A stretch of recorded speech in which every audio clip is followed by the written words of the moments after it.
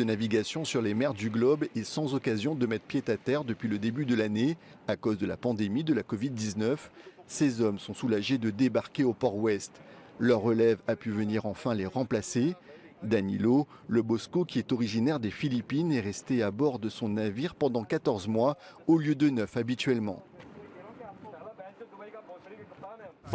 Pour ma part, ça a été dur car j'ai dû rester plus longtemps à cause de la pandémie de Covid. Je remercie Dieu car maintenant je peux débarquer pour de bon. Son capitaine, Farid, le Pakistanais, ne cesse de tarir d'éloges sur l'accueil des Réunionnais. Nous sommes très reconnaissants que vous puissiez nous permettre de faire cette relève dans de très bonnes conditions. S'il vous plaît, merci de continuer d'accueillir d'autres équipages parce que la plupart des pays ne le font pas et nous marins sommes en difficulté. On a été à Singapour, ils nous ont dit non pour débarquer.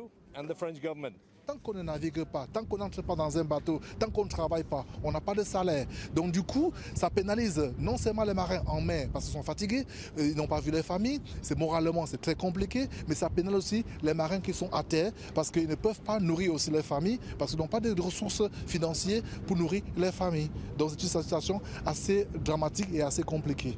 Depuis la fin du mois de mai, près de 2000 marins ont pu bénéficier d'une relève bien méritée. D'habitude, cela se passe à quai, à Maurice, aux Seychelles ou ailleurs. Mais dans la zone, seul l'aéroport de Roland-Garros est ouvert avec un contrôle sanitaire très strict pour ses équipages. Du coup, chaque jour, une dizaine de navires s'arrêtent quelques heures au large de la Réunion. Pour embarquer sur ces navires, pas d'autre choix que de prendre une navette affrétée par les agents consignataires. Un exercice difficile où il faut monter à bord de ces géants des mers grâce à une échelle de corde. Pour ce capitaine de pêche local, c'est une nouvelle opportunité. En ce moment, il y a pas mal de demandes avec tous les bateaux qui transitent à La Réunion à cause des aéroports fermés, des frontières fermées. Et donc en période d'hiver où la pêche est assez compliquée, ça dépanne.